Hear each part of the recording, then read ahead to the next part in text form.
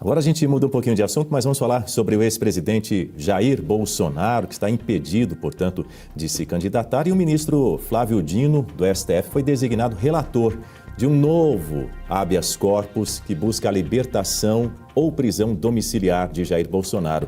Esse é o segundo habeas corpus com teor semelhante em poucos dias após Gilmar Mendes ter rejeitado um pedido anterior no sábado, alegando que a jurisprudência do STF não permite acolher HC contra ato de um integrante da corte e que haveria risco de violar o princípio do juiz natural, já que Alexandre de Moraes é o relator do processo e dos processos, porque isso é no plural, né, Gutapini? São vários processos. Exatamente. Agora, Dani, vejam só. A jurisprudência do Supremo, ela realmente nesse sentido de que não cabe habeas corpus contra um ato de ministros do Supremo, ato do colegiado. A defesa deve procurar outros meios para para levar suas demandas, os seus recursos. O habeas corpus não pode ser usado, nesse caso, como um recurso. Agora, isso é um grande problema de um processo que já começa no Supremo Tribunal Federal. Porque, vejam só, o Supremo Tribunal Federal ele poderia julgar um habeas corpus contra o ato de um tribunal inferior ou de um juiz inferior. Percebem? Se a ordem de prisão para o ex-presidente tivesse partido de um tribunal de segunda instância, um habeas corpus caberia, porque aí, nesse caso, quem mandou prender não teria sido um ministro da Suprema Corte, percebe? Mas um juiz de uma instância inferior. Aí caberia o habeas corpus. Mas o processo contra o ex-presidente já começou no Supremo. Então, é óbvio que não vai caber uma série de recursos. Quem vai mandar prender, quem condena, já é o próprio Supremo Tribunal Federal, então não cabe esse habeas corpus. Vocês percebem o quanto fica restrita a defesa do ex-presidente? Então, usar a jurisprudência do Supremo Tribunal nesse caso, mais uma vez, fere a ampla defesa desse apenado, desse acusado. E a Constituição Federal garante a ampla defesa dos réus. Todos os meios que estão postos pela nossa ordem jurídica devem poder ser usados pela defesa. Mas justamente porque o processo já começou no Supremo, essa ampla defesa não existe. A defesa fica restrita. Agora, lembrando também que, neste caso, esse habeas corpus também não foi protocolado pela própria defesa do ex-presidente Jair Bolsonaro, até porque a defesa está ciente das limitações e do que diz a jurisprudência do Supremo Tribunal Federal.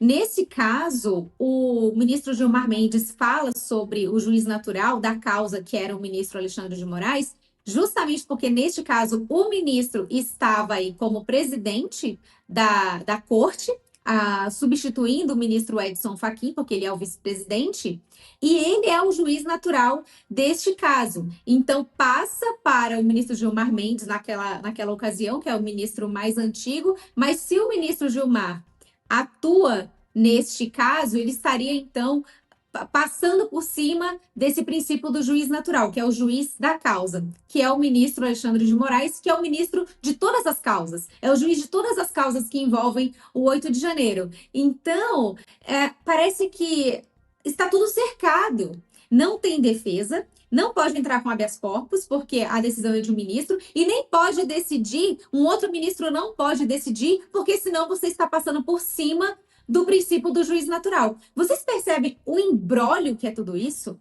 Como é que fica uma defesa para trabalhar num caso desse?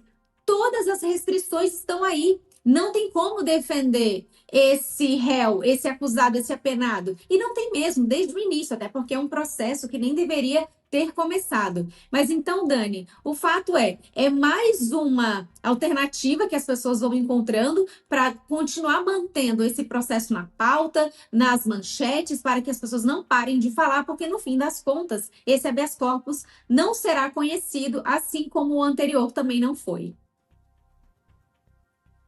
Conforme a sua apuração, existe alguma possibilidade de Bolsonaro ser colocado, se não em liberdade, mas em regime domiciliar? A possibilidade existe, né, Daniel? Até porque, se formos falar em jurisprudência, né, em decisões de casos semelhantes, a gente já pode pegar por aí outros presidentes da República, ex-presidentes da República, o próprio Fernando Collor de Mello, que hoje está numa prisão domiciliar, e dentro do quadro ali de saúde dele, a apneia do sono é o mesmo identificado pela equipe de médicos, e é uma das comorbidades do ex-presidente Jair Bolsonaro. Então, possibilidades e chances existem muitas, mas o problema é quem está julgando. E quando você traz para nós essa informação de que o ministro Flávio Dino é que foi sorteado, eu fico imaginando como é que acontece esse sorteio, né? Será que são as maquininhas lá do resort do cassino que fazem esse sorteio? Só pode ser, porque é incrível, né? Primeiro que o ministro Flávio Dino sequer deveria compor essa corte.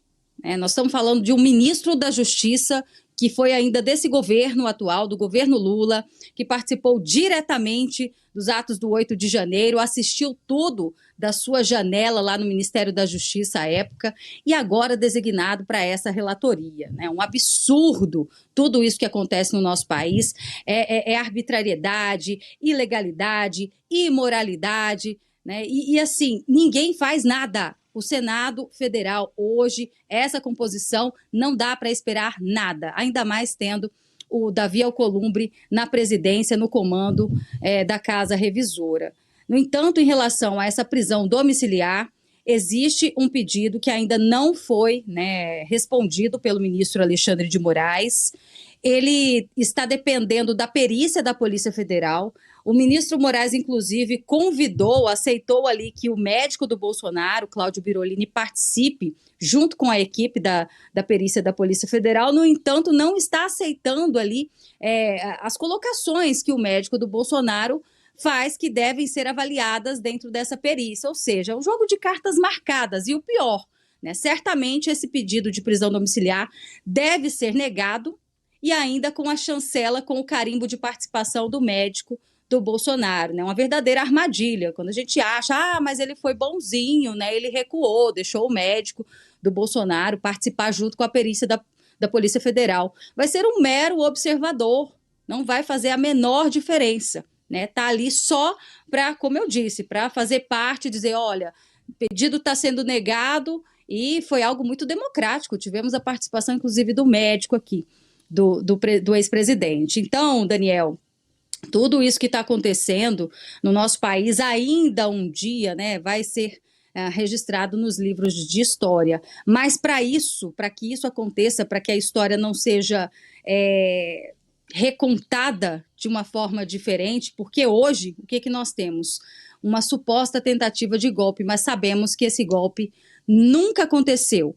E temos um ex-presidente que não cometeu crime algum e hoje está preso, junto ali com outros presos que realmente cometeram crimes graves aqui no nosso país, Daniel.